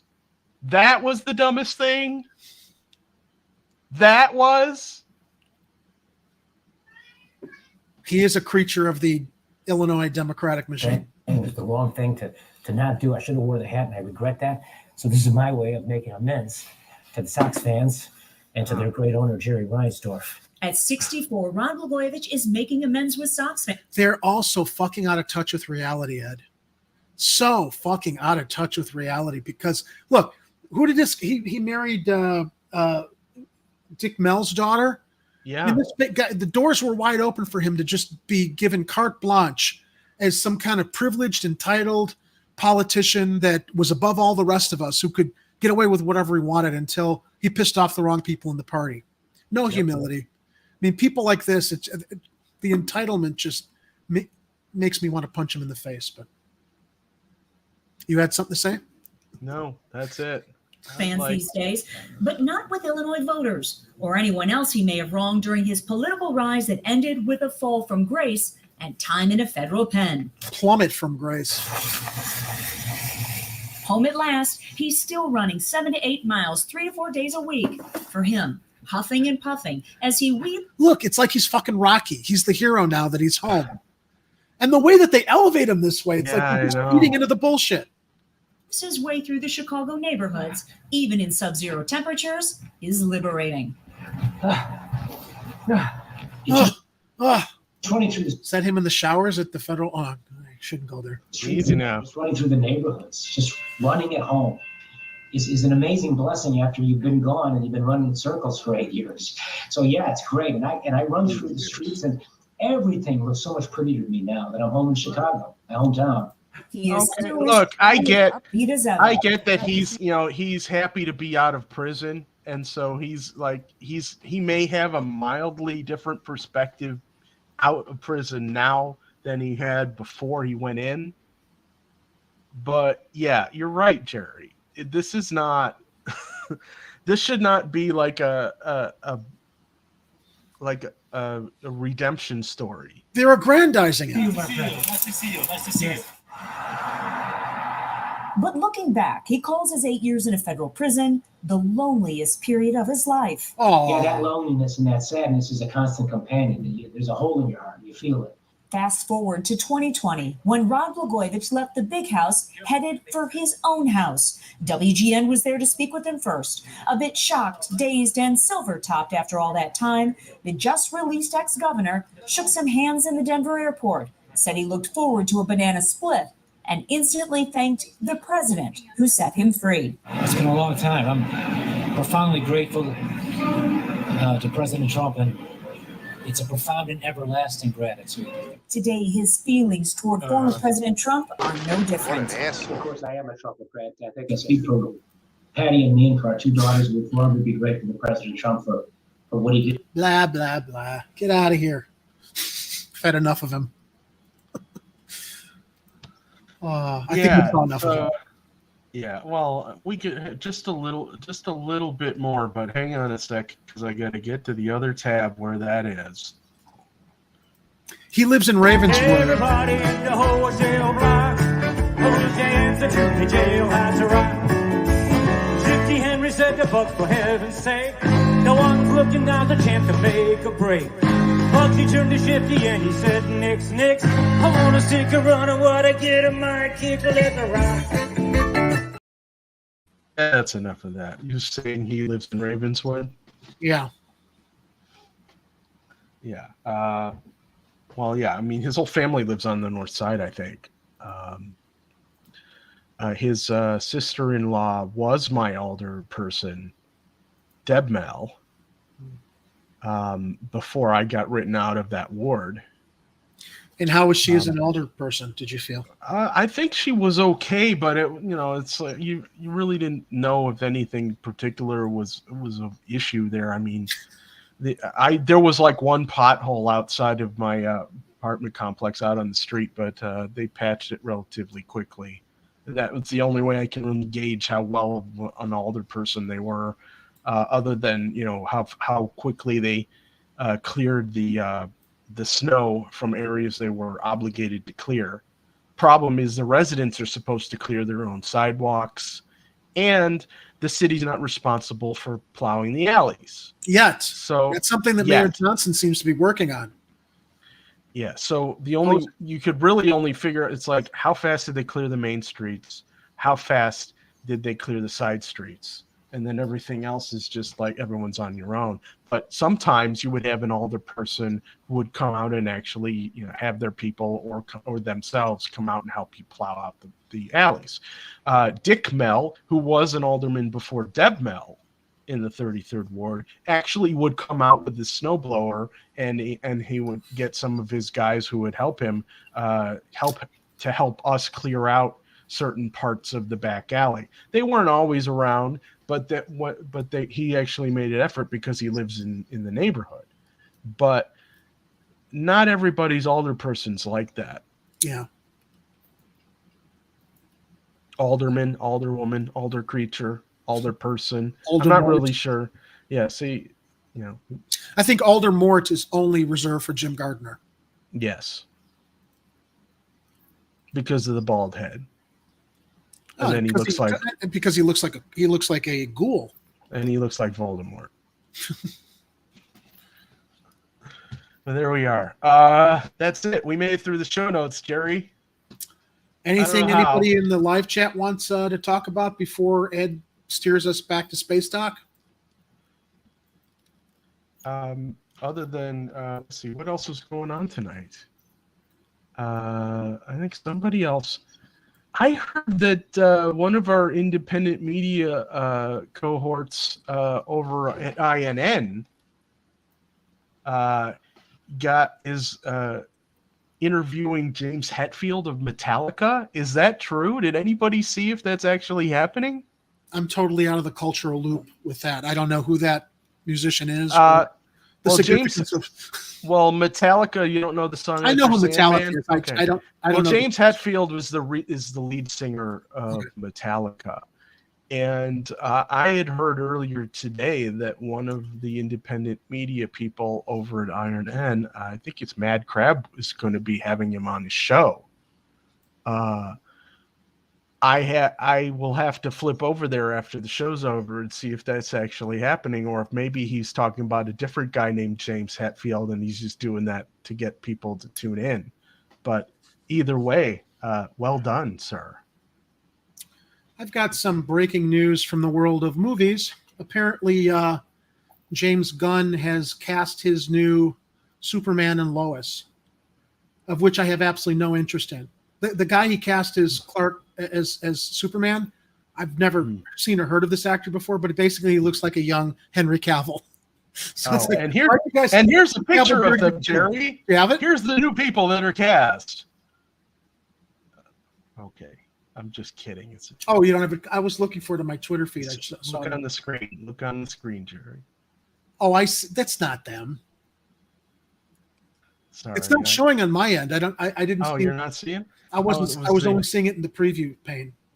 Okay, it was just it was a still of Blagojevich and his wife from the video that was crapping out on me. Here, I'll show you. Hopefully you saw it at home, because that was a solid joke there. Just a solid, that was good. Had I been able to see it, solid. Ladies and gentlemen, your new Clark Kent Superman, and I couldn't be more underwhelmed. You're the guy on the right? Yep. What? Yep. Come on now. Yeah, there's blood in the water with Warner Brothers and DC right now. As far as, is he trying to get fired? Look, they lost so much money from the Flash. I sincerely doubt that James Gunn's Superman reboot is going to make any amount of money that's going to save that studio. So, yeah, I can't imagine. Wow. Yeah, I mean, plus the way they did him. Let's go back to this: the worst Batman suit in the history of Batman suits. Yeah, that's kind of a weird. Henry Cavill and David Corn. So the kid's name is David Cornsweet. Almost look identical. But but not really though. Gunn wants to put his imprint on acting like he's saving everything by doing his version of Superman, which I'm sure is going to have the same kind of awful, infantile, immature, scatological humor as Peacemaker and the Suicide Squad, which he also directed. Whatever. Oh, so here's that. Yeah. Closing the show on a political note here. Let me see if I can play this. I happened to share this. We invest. Can I get some water? Remember that stunt? Yeah, he did it more than once. Yeah, and they compile them. If there was such a thing as the devil, this MFer is the guy. I want a glass of water. No shame. No shame. I want a glass of water. I Everybody can't. settle down. This is a feisty crowd. Settle down. I'm going to do this little shtick here, which you're all going to be completely offended by, while we completely don't save or don't replace the lead water pipes in your city and pretend like we actually did something. But come on, get me a glass of water. I really do need a glass of water. This is not a stunt. Yeah, it's a stunt. Look at the audience is the audience is astonished that he's actually doing this. The people that supported him and believe that he's on their side, they're like, whoa, suddenly the curtain comes up. What? He wet his lips. He did not drink it. He didn't sip it. He wet his lips. There was an audible gasp in the audience. People were just like absolutely dejected. Why would you do that? I am sure that somewhere when I was 2 years old, I was taking a chip of Really? Can you pause that? That makes it all right then. Yeah. That makes it all right. Paint chips, Jerry? You gotta be f***ing kidding me. Right? Paint chips. So in other, I mean, I happen to share that on my Twitter. But here's actually some other information that we probably should close the show with regarding Lakeshore Drive. Oh, so NASCAR closures? Yeah, as we like to call it, Lakeshore Drive. Starting at 9 p.m., southbound Lakeshore Drive will be down to one lane between Balboa and Roosevelt until 5 a.m. Expect delays. Columbus is not an option, but you may try Michigan Avenue if needed, which is what, Michigan Avenue? 2 lanes in each direction. Oh, what a parking lot that's going to be over there. Yep. Yep. Yeah. Anyway. You guys, if you don't have to be on Lakeshore Drive, you probably should avoid it. That's my 2 cents on the NASCAR closures. Yeah.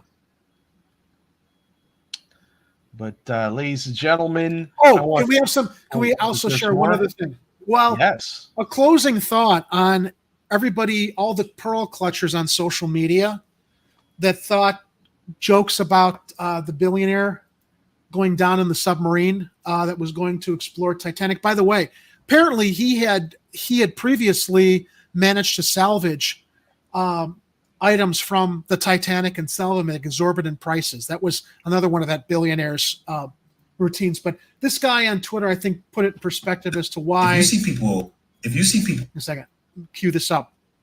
And I think he's absolutely right. So before I share it, Lynn Ann shares, I usually add in my 2 cents, but there's no need.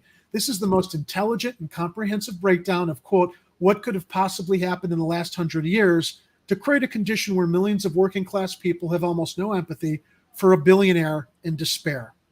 And I guess this guy's handle, John the Craptist, also known as your gay Uncle John, shared this video. If you see people making jokes about the submarine and it's making you a little upset, I want you to know that you should be upset. You should be upset, but I don't want you to stop there. I don't want you to stop at being upset that there are some folks that are laughing at another human being's despair. I want you now to ask the next question, right? Don't get intellectually lazy now. Ask the next question. What could have possibly happened in these last 100 years to create a condition where millions of working class people have almost no empathy for a billionaire in despair? What could have happened? It can't just be that poor people are just angry and jealous. Like, don't get intellectually lazy now. You ask the question, go all the way, figure the whole thing out. Where could this lack of empathy come from? Could it be that poor and middle class, lower class people see the wealth that their labor creates being profiteered on at near oligarchy levels. So much so that they themselves are paywalled from the very things that their labor is supposed to provide them, like healthcare, like education, like access to education. Their living conditions are being commodified to such an extreme level that they don't even know if they can live in the places that they grew up in. And all of this is happening at the hands of millionaires and billionaires that are taking too much from what they're not creating. Could it be that? We literally just went through a global pandemic and watched millionaires and billionaires on corporate earning calls brag about raising the prices of basic goods to rake in record profits when we needed them the most. You're seeing these jokes online and you think that people are not nice, but the truth is people are not dumb. Large corporation CEOs and billionaires fight tooth and nail. They hire lobbyists after lawyer after politician to make sure that the minimum wage stays exactly where it is as these large corporations grow exponentially in size based off of the labor of the people that they refuse to pay a living wage. You are never going to find empathy out of those people. Now, on a similar note, I'm in Slack right now. Speaking of billionaires, a billionaire that we reported on, I think 2 weeks ago, James Crown, I believe is his name. Yes, that's true. We should do a let me pull that up really quickly too. We can read we can talk about this. I I didn't know how long the show was going to go. I was like, this Oh happened. yeah, we can. I mean, I'm fine cutting out early. I just thought that as we're like Hold on a sec. talking Hold on about a second. these My topics. hotspot fell on the floor here. Okay. And you know how much I like my transitions, Ed. All right. Hopefully my internet. Oh, that's awesome. Okay, I think I just moved my phone. Hopefully somewhere where the hotspot's in a little better space. Not going to fall over. So this billionaire, James Crown, had actually proposed not too long ago implementing new plans to reduce violence through, I guess, treatment, not care type programs, getting to the root causes of violence and you know, a lot of what we talk about in these abandoned neighborhoods and communities. Billionaire James Crown, this was the article where he was pitching other CEOs to help him curb violence. And this was from June 1st. Well, a month later, Mr. Crown is no longer with us. And I can't help but wonder, like, I don't know, Ed, should we speculate on conspiracies here? I don't know, Jerry. The story is that he was racing on a racetrack, as billionaires often do. Yeah. And crashed into a wall. Someone could have cut his brakes. Any number of things could have happened that resulted in that outcome, and we just don't have any information. Well, here's what Tribune reported yesterday. James Crown, part of one of Chicago's wealthiest families, died yesterday in an accident at a motorsports park in Woody Creek, Colorado. According to the Colorado Sun, he reportedly turned 70 yesterday. Crown collided with an impact barrier as he was trying to make a turn, the report said, citing the Pitkin County Coroner's Office. I think that this is just maybe it was a little prelude to what we're going to see here in Chicago with NASCAR next week. Yeah. Oh, and it speaks back to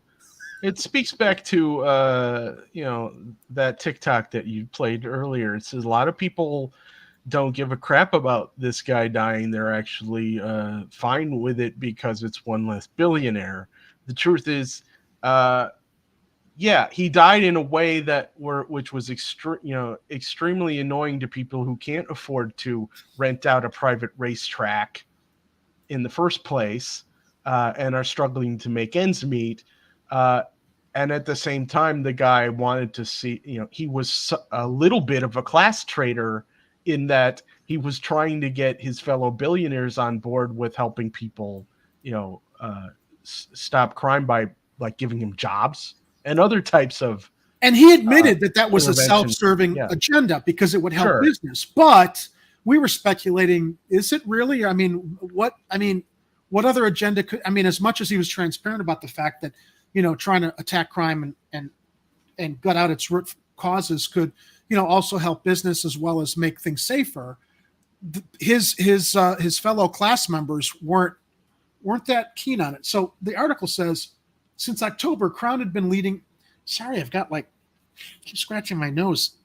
Oreo, I think, is like there's furs in my space. Crown had been leading a public safety task force established by the Civic Committee of the Commercial Club of Chicago. Now, in a January story in Cranes, neither Crown nor the committee would talk about the task force's objectives or disclose its membership. So while it seems like he was being transparent and this was a good thing, I'm still wondering what other hidden agendas may have been covered up if they weren't willing to disclose their objectives or membership.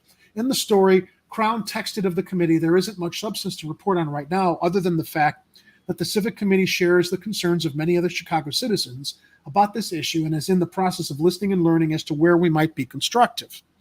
Crown's family owns Aspen Skiing, the Sun said. The Crown family is deeply saddened by the sudden passing of Jim Crown in an accident earlier today, Aspen Skiing said in a statement. The family requests that their privacy be respected at this difficult time. Further details regarding plans for a memorial to remember Jim's remarkable life will be released at a later date. I have a feeling we're not going to hear any more about this public safety task force that he was leading up. Mm-hmm. What do you think? It's just going to poof, disappear with his passing? Well, yeah. And also, we could go down the rabbit hole of who Jim Crown was as well. I mean, he was a board member of JP Morgan Chase. If any of you are familiar with Whitney Webb's reporting. You want to share that? Because I can. You shared that, and I'm like, that's an interesting perspective because he was kind of being lionized for presenting this, but then you shared Whitney Webb's commentary on this. Do you want to? Yeah, and so here's Whitney Webb's first tweet on this. She says, James Crown was the current head of an intergenerational organized crime family who are an integral part of the corrupt system that actually runs the U.S. I wrote about them recently, and she gives a link to her website, unlimitedhangout.com. And I don't think I have, I don't have link to this in the show notes, but let me just paste this into the chat so you guys can have access to this. And if you're looking for her, she's her Twitter account is @_ Whitney Webb with 2 B's. And yeah, that's it right there. Oh, in other news, real quickly, Mundus Ultra tomorrow night with astrophysicist Robert Moore. Time to be announced. Talking about James Webb Space Telescope. Was the Big Bang wrong? That should be good programming from Uncle Warren over at Mundus Ultra. Yeah, nice. We get a new fresh new episode of Mundus Ultra tomorrow. That is breaking news. Natalie shared, this was also, I think, pretty clear to the rest of us who were paying attention to what was going on with Hunter Biden. Media milked the billionaire sub for days beyond the implosion. Gee, wonder what were they distracting from? Yeah, those of us paying attention knew what they were distracting from. Yeah, so Whitney goes on in her tweet thread saying that her article is part 2 of a longer series, and James Crown, who played a key role in enabling JP Morgan's criminal activity, likely including its Epstein ties, is due to be a key part of future installments. She says, in a nutshell, James Crown and his father Lester are largely responsible for Jamie Dimon being head of JP Morgan and Barack Obama becoming U.S. president. They are deeply tied to the military-industrial complex and U.S.-Israeli intelligence, not a, quote, philanthropist worth mourning, in her opinion. So, fair. I like Whitney Webb, and I trust her take on this. So while we were positive and optimistic about maybe this guy had some kind of a crisis of conscience, probably not. Yeah, but look, I mean, even from just an outward perspective, if he hadn't died, maybe some people would have seen a few things change around this state, but we'll never know. And again, we don't know how deep the corruption goes as to whether anything that he even outwardly wanted to do would have actually come into fruition. But now we'll never really know. A lot of people have been asking me why I didn't like The Flash. And let me just The share movie? this quick clip from the movie demonstrating one of the reasons why. I haven't seen it. It won't spoil anything. Yeah, I heard about the baby in the microwave. I'm like, what? Why? Some brilliant editor decided to take the moment and reverse it, which I thought, makes it far more entertaining than how it was presented in the movie. Oh, is it somebody put the baby in the microwave and he was He's saving it taking out? he puts the baby in the microwave as it's falling to protect it, and then that shot at the end of the sequence was him pulling the baby out of the microwave. But some brilliant editor decided, let me just reverse that and make it more entertaining. So anyway. Okay. Although, you guys know that a microwave basically is a mini Faraday cage, right? So, like, if you wanted to cut out all transmissions to something like a mobile phone, you just put it inside the microwave. You don't turn the microwave on. You just put the phone in there. Important safety tip. Thank you. Yeah. Anyway. All Well, that's right. it, really. I want to thank everybody for joining us. Natalie, I'm sorry you joined us late in the program, but you definitely rewind and watch what we covered today. Sometimes we run until midnight, but this is not one of those nights. And everybody, make sure to subscribe to Mundus Ultra as well as Extra Bola. And we hope, if you haven't already, you're definitely subscribed to us here, sharing our links on your social media, Facebook, Twitter. Hey, everybody, watch these two jagoffs. They're kind of funny sometimes, entertaining, and they let us share our commentary during their shows. Yeah.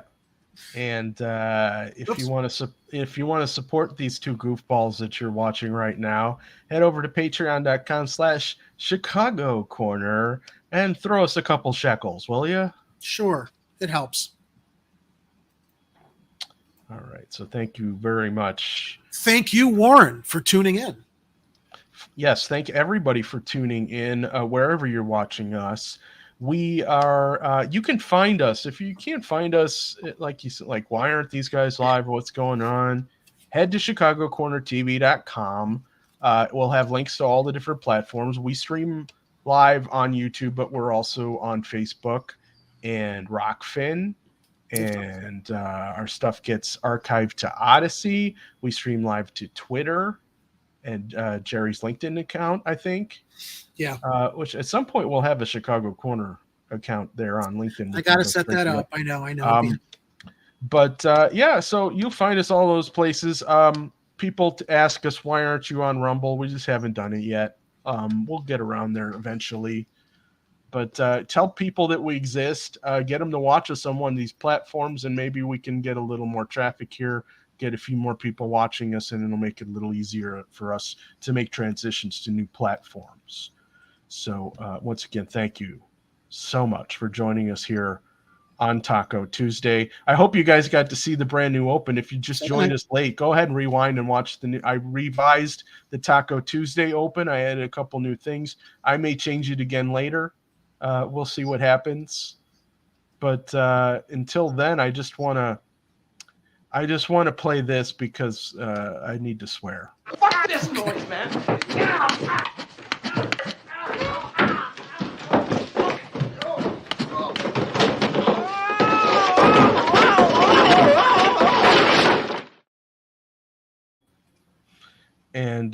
And with that, I wish you all a pleasant evening, Chicago and the rest of the world. Come find us again on Friday nights when Jerry's hosting the show, and hopefully everything will be functioning, machine and man, and you'll be able to enjoy us at full strength on Friday at 7:30 Central Time. Thank you for joining us, and good night. Fuck this noise, man.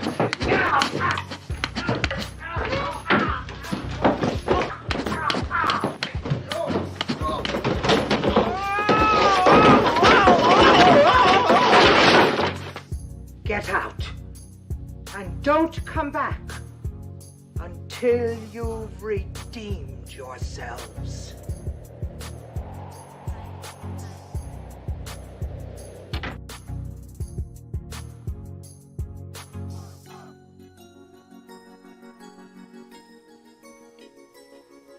You're still here?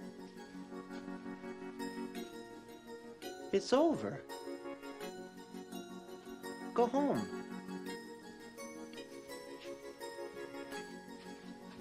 Go. The views and opinions expressed in this program are those of the speakers and do not necessarily reflect the views or positions of any entities they represent. If you would like to be a guest on Chicago Corner, please email our host, Jerry, at chicagocorner.tv.